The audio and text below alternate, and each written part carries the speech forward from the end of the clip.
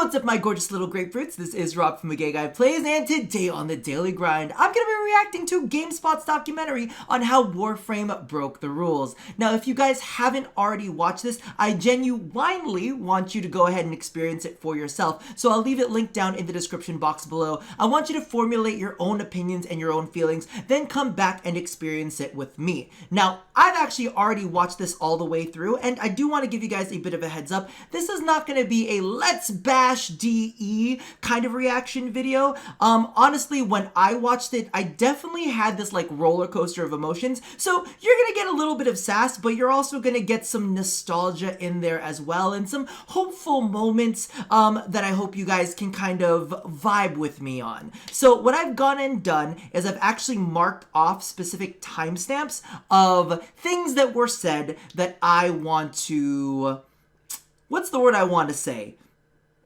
Comment on, I guess is the best terminology. So without ado, let's go ahead and jump right in. So I know I said that I wasn't going to go ahead and crap on anything, but this part really triggered me a bit. The free-to-play shooter grew its meager following into one of the biggest audiences in modern video games. With 50 million players, Warframe rivals the likes of Destiny, Overwatch, Apex Legends, and Rainbow Six Siege. Alright, 50 million players or 50 million users? So that's the thing that I hate the most whenever it's made reference to, because there is a very big distinction between 50 million users and the actual active player base of Warframe. If you actually go ahead and take a look at the Steam charts, you're going to notice that the average is anywhere from 50 to 60k. Sometimes it goes a little bit higher and sometimes it goes a little bit lower on the active user base, but that is nowhere close to 50 million users, okay? That is complete marketing bullshit on there. So this is how I kind of break it down, mainly because of the fact that the Steam charts doesn't represent everything, right? So we're looking at an average of 50 to 60,000 players that are currently on. So what I'm gonna do is I'm actually gonna bump that up to double. I'm gonna say 100 to 120k because I'm not a Steam user. I downloaded it on Steam mainly just because of the fact that I wanted to have access to all of the Tenogen, but I don't actually log on via Steam. I use a separate standalone launcher, and I'm sure that there are other people out there as well. So I'm gonna go ahead and take the 50 to 60k, concurrent users at this very moment. I'm gonna double that. I'm gonna be very generous. So we're sitting at 100 to 120k. Now, from what I know about the console side of things is supposedly PC in and of itself, in its own community, about equals the amount of players that are on console in total. So I'm going to go ahead and double that again and kind of round up a little bit and set it at 250k. So that's 250,000 players. Nowhere near close to 50 million users, okay? That number is highly, just way overinflated, and it's just a bunch of marketing BS. If we actually take a look at the percentage, and I hate to be like this negative Nancy straight out of the gates, that's actually 0.5% of the players that are registered users. 50 million. 0.5% are actually the active player base. And again, that's me being very, very generous, rounding up, okay? So I just don't buy into all of that marketing stuff. Okay, I didn't realize that we were already at this part, but it releases a steady stream of add-ons and weekly updates.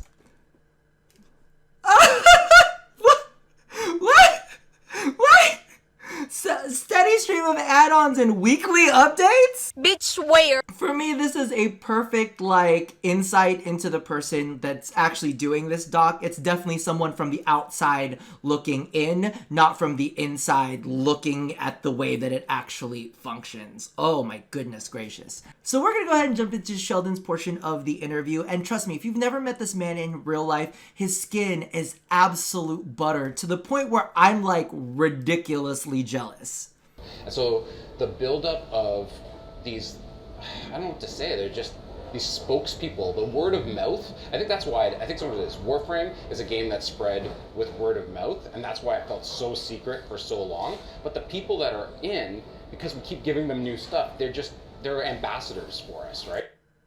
So when he says that we're ambassadors, this really reminds me of like the throwback days. There were no like crazy trailers that were launched. You didn't see any like high coverage of it from any of these like outlets. It was really people just telling other people that Warframe is great and that it's got such cool potential and all of these like great things about it that we would rant and rave about. However, over time it feels like the narrative has really changed. It's no longer like, oh my god, Warframe is like popping off, they've got all of these great features, they're free to play, yada yada yada. Now it's slowly becoming Warframe's grindy, Warframe has no end game, and it's definitely things like this that need to be addressed, because if we are your ambassadors, then we should be your like temperature takers, right? We should let you know where you're in hot water and where you're doing well. When Warframe started, we're kind of first, and that helps a lot, right? And I think some of these other teams, they're struggling uphill with the fact that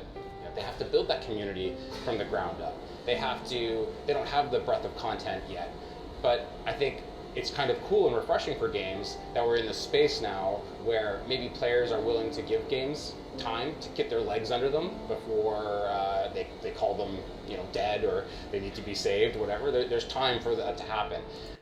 Now, this part is something that kind of like struck a chord with me. The whole give them time, give them time, give them time.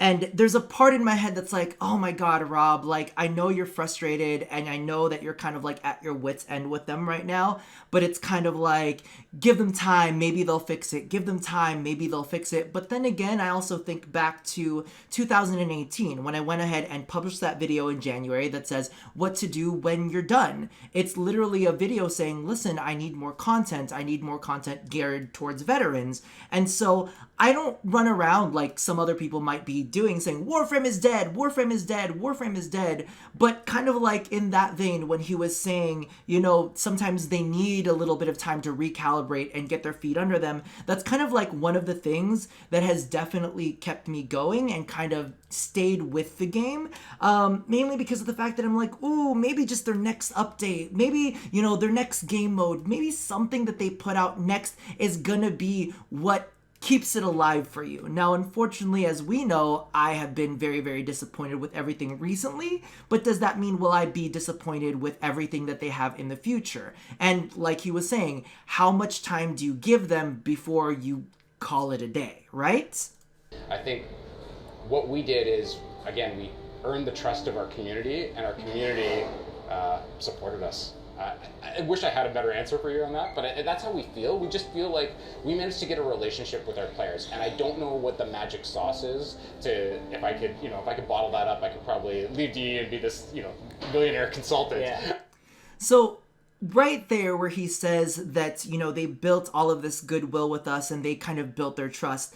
And that's a great thing to have a whole lot of. And like I said, I'm very, very hopeful, and I saw all of their releases in the past and I'm like, oh my god, this is absolutely fantastic. Yeah, totally. I can see their direction. And then slowly but surely they started kind of like eroding at my trust for them. You know what I mean? When I start seeing them pushing nothing but new player accessibility instead of having things that are tailored for veterans, even though one of the biggest feedback pieces for them is they need to get their new player game more streamlined and easier for new players to understand, and then go ahead and build off of that and create deeper content for your more experienced players. That's been the consistent feedback. However, every single time they release an update and they make it like new player accessible, it kind of chips away at my trust that they're listening to our feedback. So for me, I'm like, oh, there's only so much trust that you've built up with us before it starts leaning in the opposite direction, where I'm just like,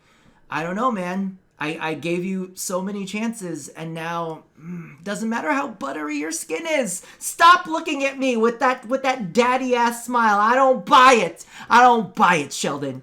And one more thing about that whole trust and loyalty thought before we move on.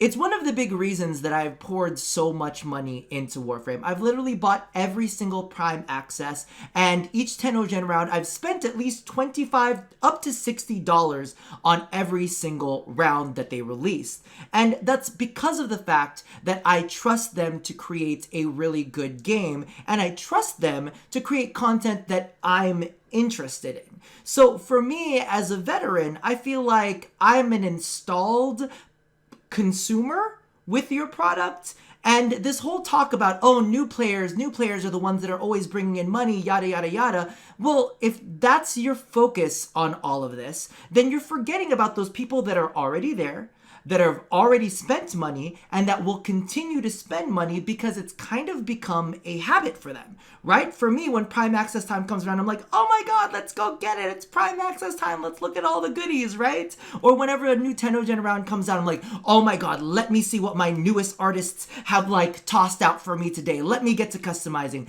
So it's become this kind of tradition. You don't build that tradition with a newer player. That doesn't happen overnight. But when it comes to your veteran player base, they're installed, they're there, they've already spent the money, which means that they don't necessarily want to go and spend their money elsewhere because they've already invested so much. So by not building more trust with them, by creating more content with them, you're going to end up losing that player base. You're going to end up losing the player base that is willing to drop $140 for their favorite Prime and the Prime Access that comes along with them, right? You're going to lose out on the players that want to go back and get your Prime vaulted items because, you know, oh my God, I didn't buy it back then, and then I've had all of this time to think about it, and now I want it again. You're going to end up losing on those installed consumers instead of just consistently going through this rotating door of new players. Because I really want you guys to keep this in mind. New players are gonna turn into veterans at some point.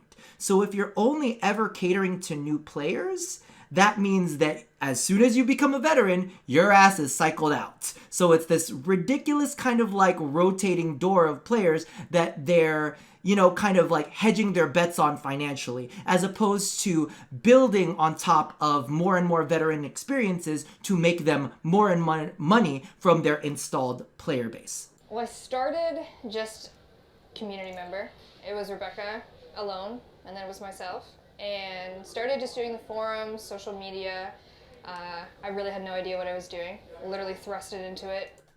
Can I just tell you, the only reason that I left this part in, number one, if you guys have not watched the documentary, like I said to, Megan's part in this is just, I don't know, she's just like one of my beacons, one of my lights in Warframe.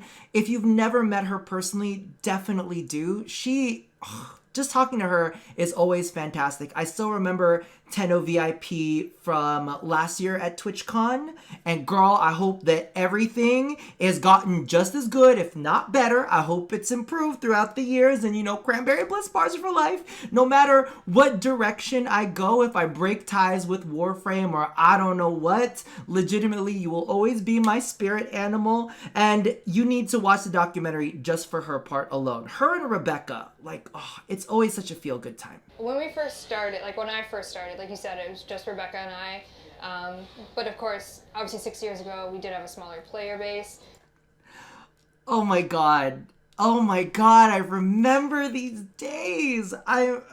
This is such a freaking nostalgia bomb. Like, I don't know what it is, but just seeing things like this kind of brings me back to when Warframe was a little bit more wholesome.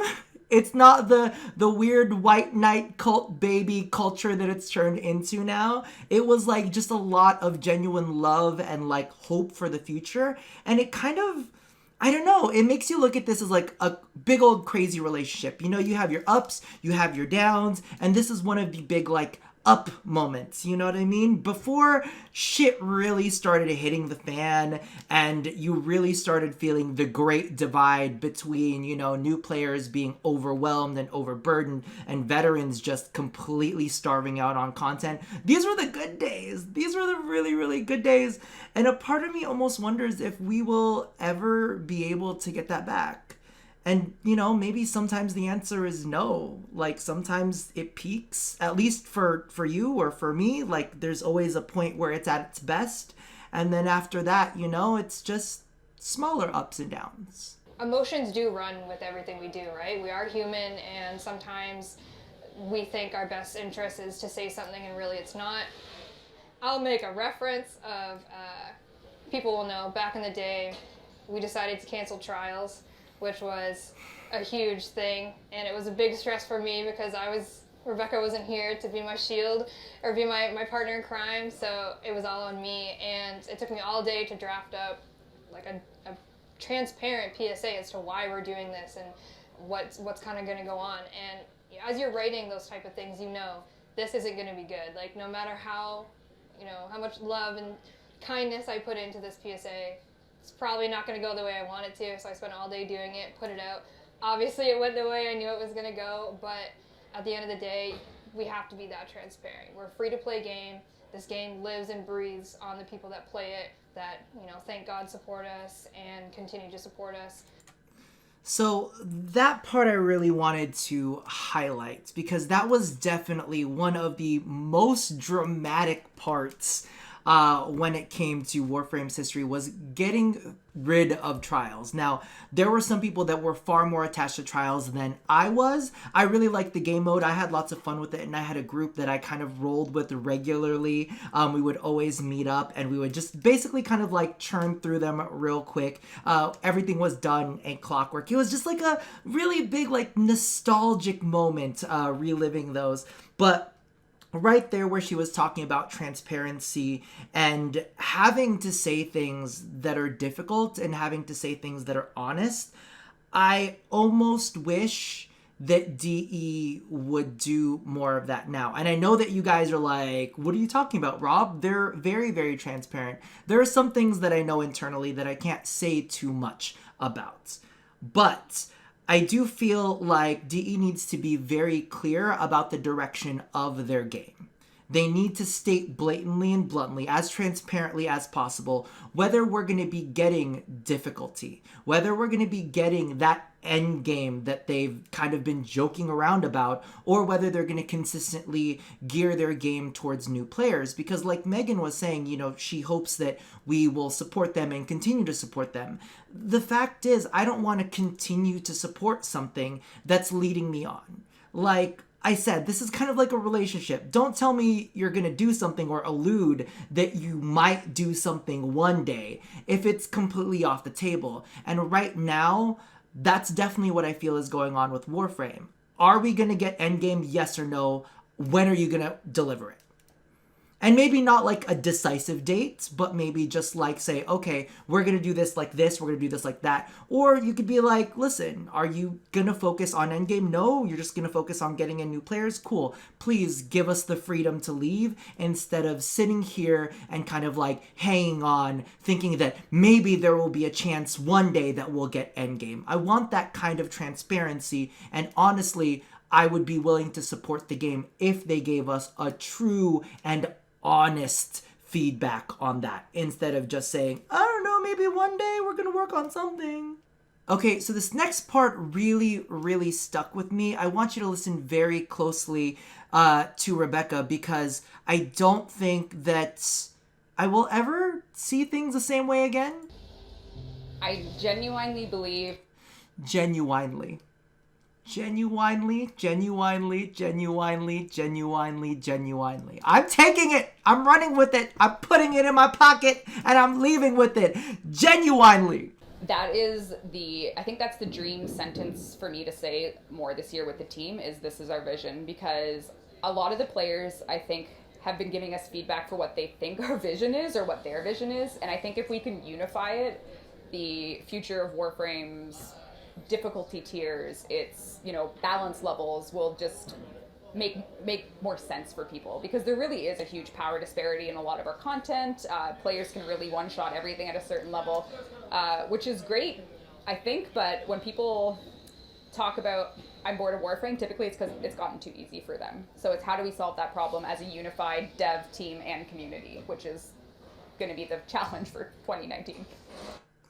Okay, can I just tell you, right there is why I feel like Rebecca is so prolific. She is like my shining beacon of hope in Warframe. Legitimately, whenever she speaks about it here, or even, when me and her are talking privately in Discord, it just feels like, I don't know, like she slipped something in my drink. Like she was pulling some witchy lotus bullshit on me and just calming me down. Because y'all know I get pretty riled up, but I feel like whenever I hear her speak about things, or whenever I kind of like adopt her way of thinking for a moment, it's like, okay, everything is gonna turn out just fine. However, I really wanted to spotlight something that she said in that moment, where she was talking about the dev team having their vision of what Warframe wants to be, and the community having a vision of what, they want Warframe to be. So we're sitting there with these two different ideals, and how do we unify both?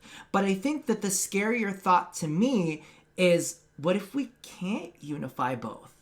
Right? I mean, we have to think about it at its core. Like right now, it seems like the development team is focusing solely on how to make new player-friendly content and trying to get more new players through the door instead of trying to retain their current player base and turn them into veterans, right? So now us veterans on the other end are like, well, we're not looking for the get new players in the door content. We're looking in for the deeper progression that is going to keep us playing, and in the future keep those new players playing, right?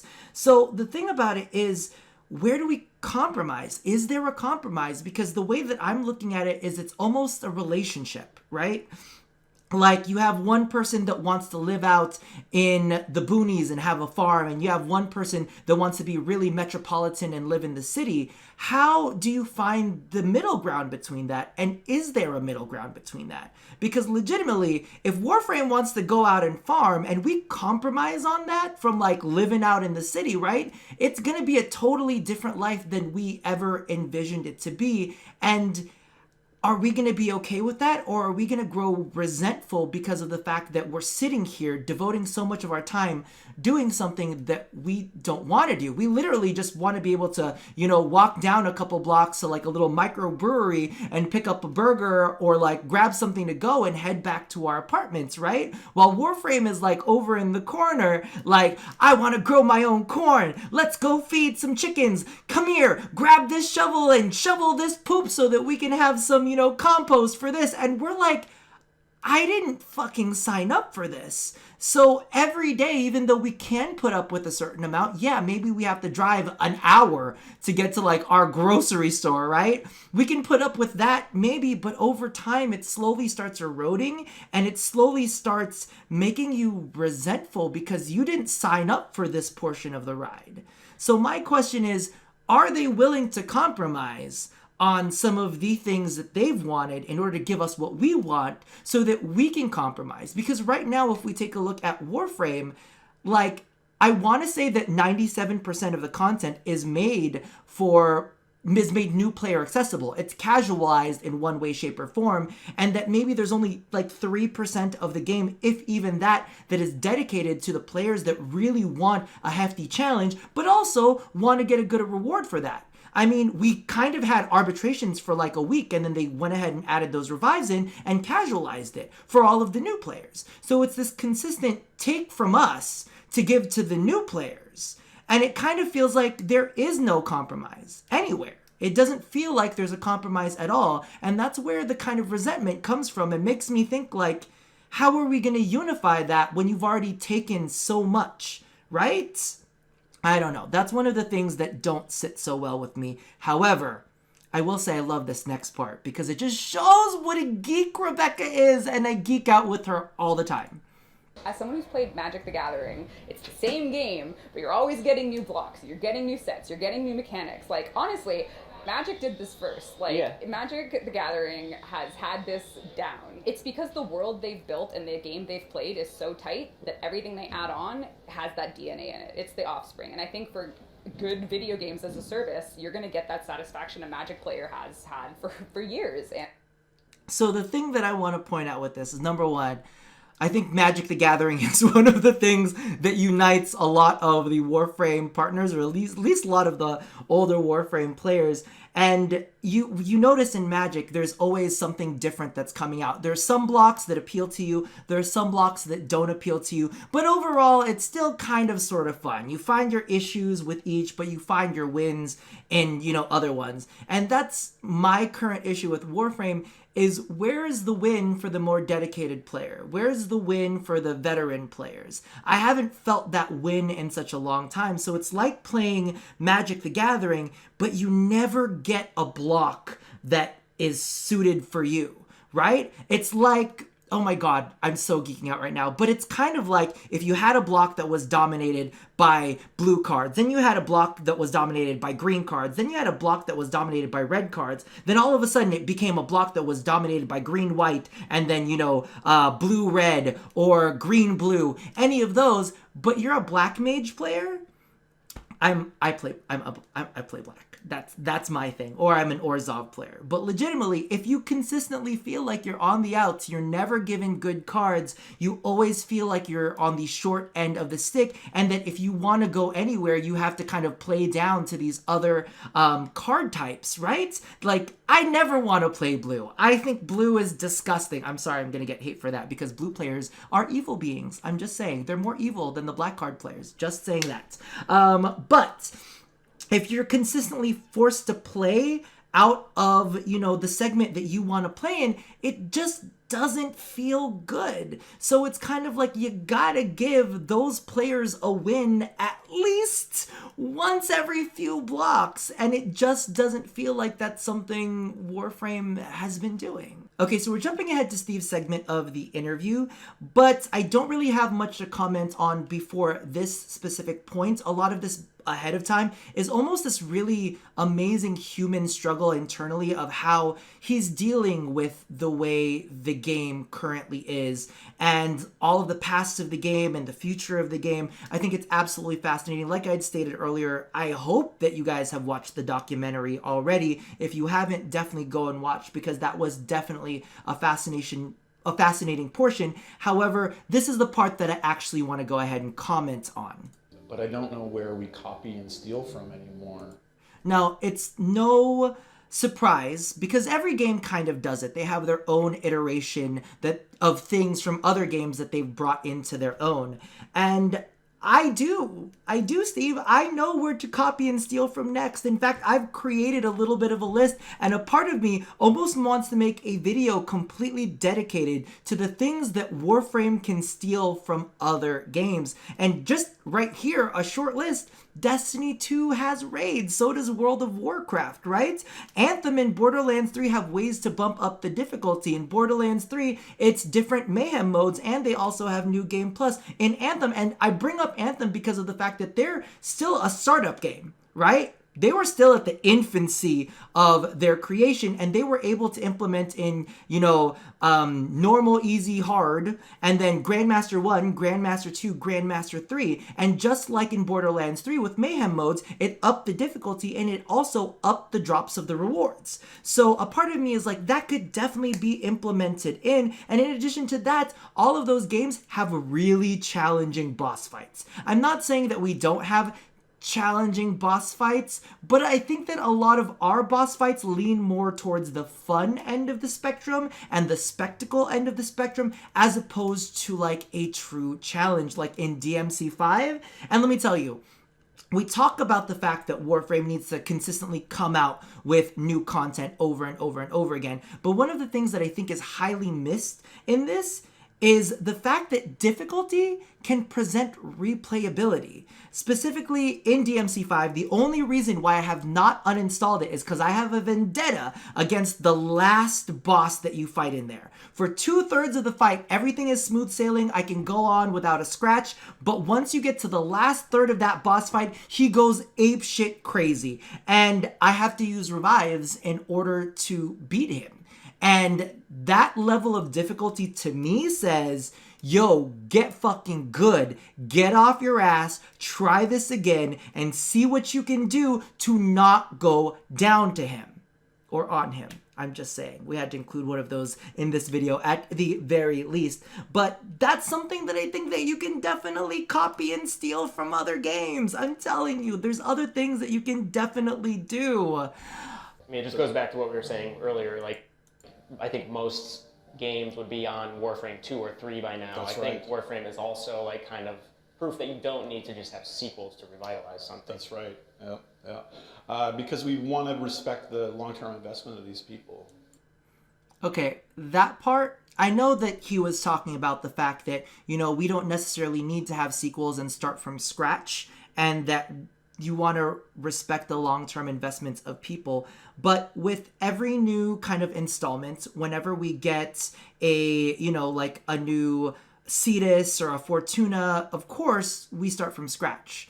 So a part of that, and they did a decent job with Fortuna when it comes to the debt bonds and all of that, but whenever something new is released, there's always a new resource that we have to grind out, and we do have to start from scratch.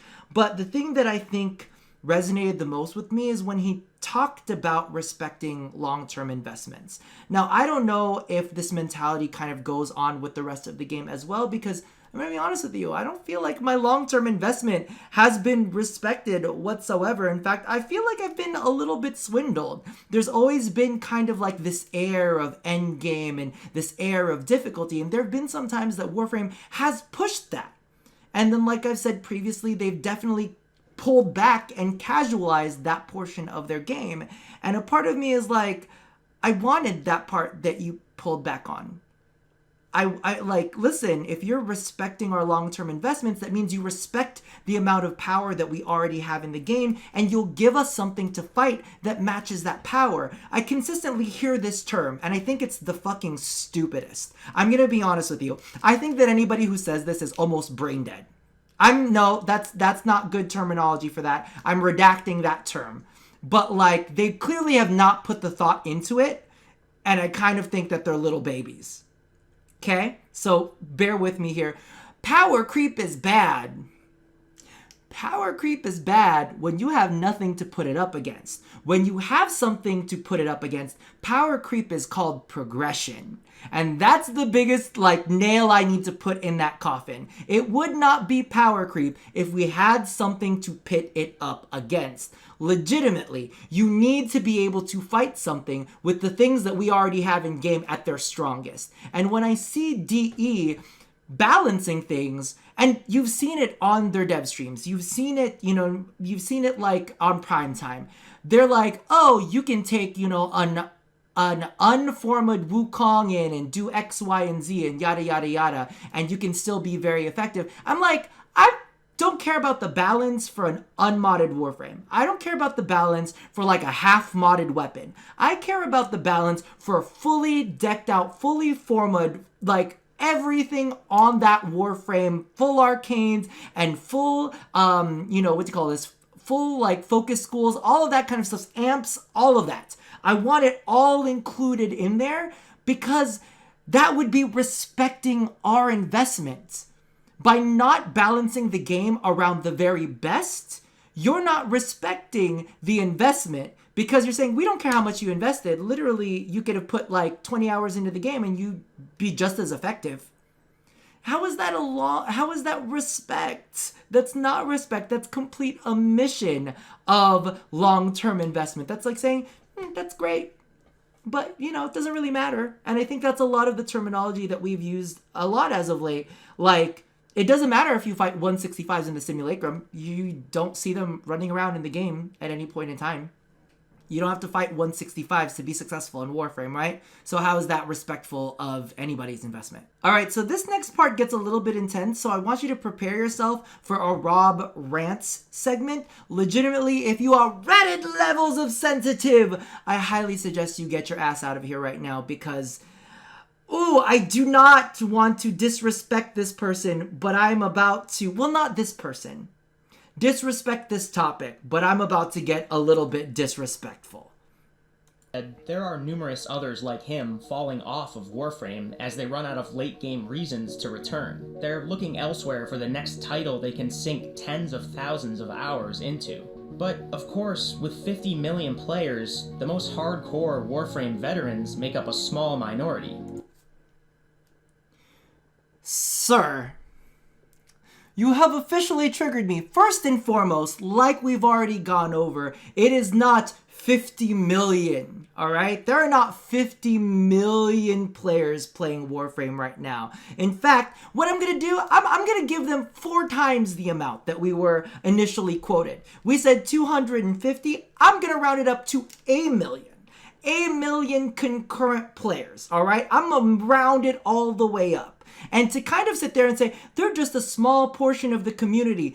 Don't you think that after 6 to 7 years, that the fact that the veteran community is so small in Warframe, don't you think that's an issue? But the question is, whose issue is that? Is that the veterans' issue? Or is it the fact that Warframe has failed to create content to retain veterans? What's your sentence for her? Electric chair. Don't make it out to be like, oh, they're just a small part of the community. Ask yourself the question, why are they the small part of the community? Because if you think about it, all of this new player-targeted content should be bringing in a lot of players. And slowly, if they are to stay captured within the world of Warframe, if they are to stay enthralled, if the content was really there for them, they would stay and become veterans, right? So, I mean, wasn't it like about a year ago that we said that there were like 30 million registered users? If that was really an accurate number, right? Wouldn't there be 30 million active veterans in the game? If there wasn't some sort of issue there? Because like I said, we're looking at a 0.5% retention rate. All right, from those users that have created accounts and logged in. We're looking at a 0.5. So when we're saying things along the lines of they're just a small part of the Warframe community, that's an issue. That is a motherfucking issue. Like, whose fault is it that there is such a small veteran base? Don't point the finger at us as if it's our problem. Like, oh, I'm sorry, but the veteran community is small. That's just, you know, a small thing. There are other people that are having fun. Guess what? Hopefully, if Warframe continues on this train, they will be doing their job right and making them veterans too. So what happens? Those veterans, as soon as they hit a certain mark, they're out as well? Right, bitch.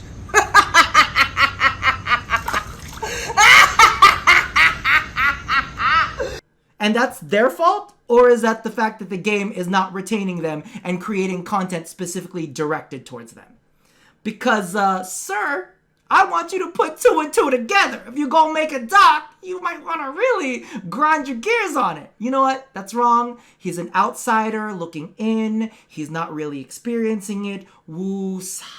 Okay, so we're jumping ahead to Rebecca because she makes me feel calm and soothed, and I need a little bit of her in my life after that moment. I just can't, like, I think I'm more excited now because of the Duviri paradox reveal with the black and white landscape with a skeleton man riding a horse. I'm like, yeah, I can work on this game for the rest of my life. If that's adult operators.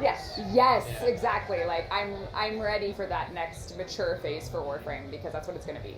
Is that what you guys are like consciously trying to go more mature, or in what way? I think we have to make some really important choices about the fact that not only is the game maturing, but the players are maturing with us. Like, there's players here today that I saw at the first TennoCon, and they were in high school, and now they're talking about their college, and I can see they've gone from, like, you know, sprightly high school students to growing into, like, adults with responsibilities. And the fact that they've grown with the game, I think our only responsibility is to treat the game as a maturing product as well. That I absolutely love.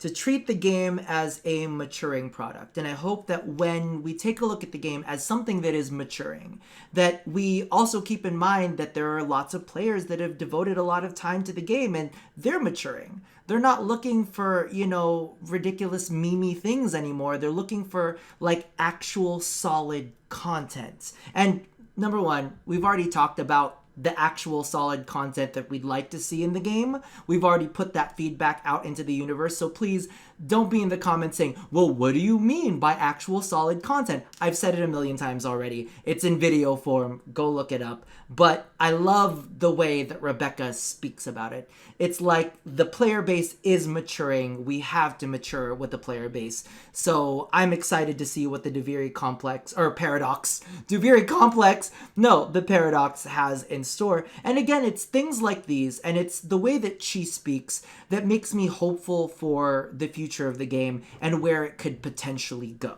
Because legitimately, right now it's feeling a bit bleak.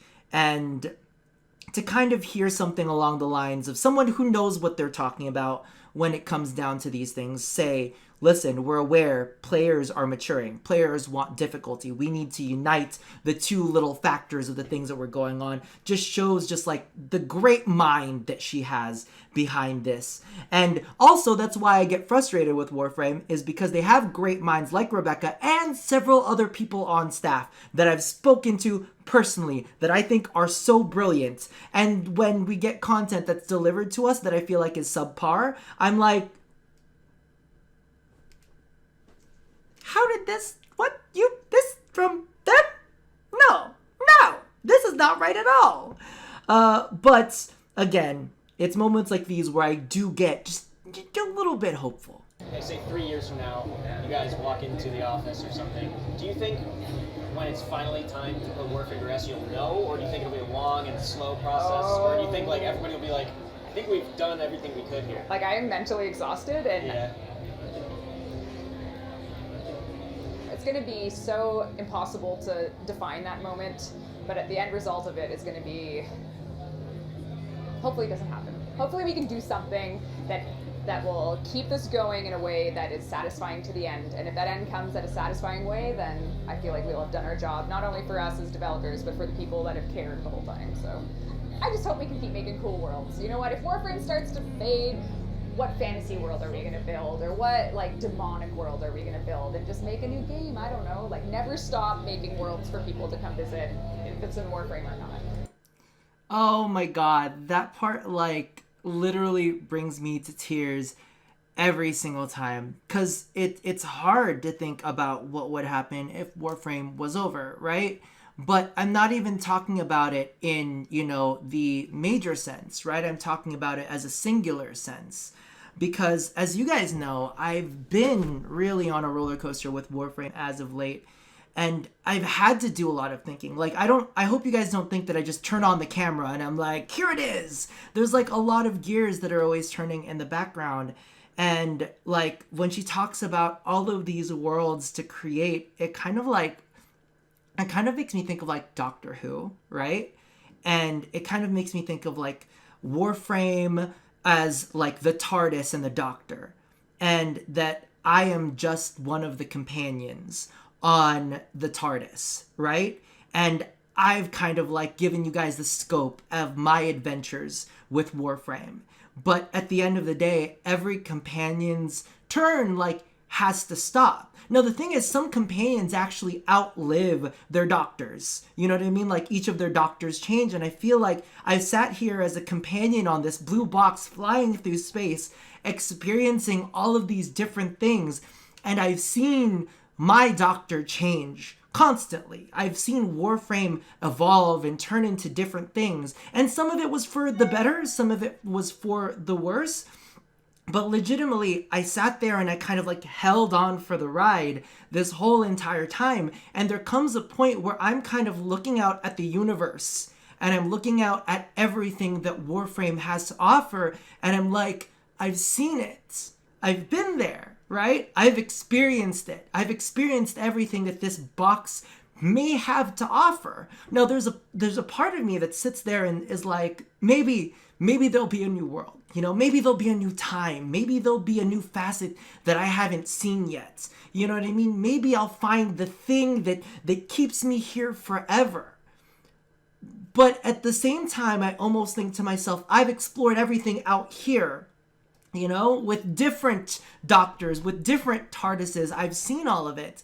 But the one thing that I haven't necessarily explored is the standard day-to-day life. I mean, we see that with all of the companions from the Doctor Who series, right? They're always flying out in space, doing all these cool, weird things.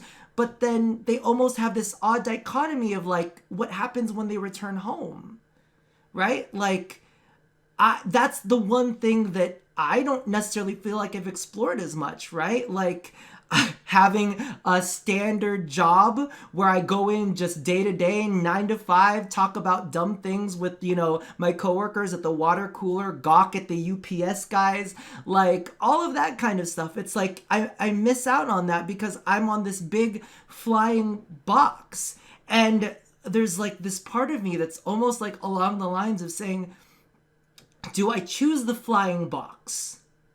Or do I choose the normal life? Because the flying box is fun and exciting, but also normal life is kind of amazing. You can kind of sit there, you know, explore romance and maybe find like, you know, a family that you can build around. Or do you keep zipping on this adventure through space? But at the very, very end of every single instance, when it comes to Doctor Who, like, the companions always go home. And it almost makes me wonder if my time as a companion with Warframe is kind of like reaching its end. It's like every story that has been told or could be told with me has already been told. And now it's just time to wrap things up and close things out. Now, I'm not saying that I'm not down for a couple more adventures, right? You know, maybe there's a Christmas special and I'm involved in that, or maybe they do a couple flashbacks. I'm not saying that I'm going anywhere yet. Let me stay that line real quick. But I'm saying it does make me think about like the way that Rebecca was talking about it. Like, how much more time do we have left, right? And even in the bigger grand scheme of things on this planet, how much time do we have left? And what do we want to do at that time? So it really makes me think about a lot of things. And this is why I always say that Rebecca is so prolific, right? She always gets you to think. So I guess that's basically the end of the, what do you call this? The documentary. And that's probably all that I really want to talk about right now. I think we're going to end up closing this out. But I'm really, really curious to see how you guys feel about all of this. I want to know your opinions on everything that you've seen thus far. Do you feel inspired to stay for a couple more adventures? Or do you feel like maybe you don't know if this is really convincing you to stay on the ship anymore? I don't know. Toss all of your feelings down in the comments below. And that's going to do it for me for now. I don't remember what fruits I called you at the very beginning of this video. Maybe a grapefruit? That's what I think I'm going with. So all of my little grapefruits out there. I will see you guys next time. And as always, love somebody, hurt nobody, and touch your body. I'll see you guys next time. For sure. Bye. Electric chair.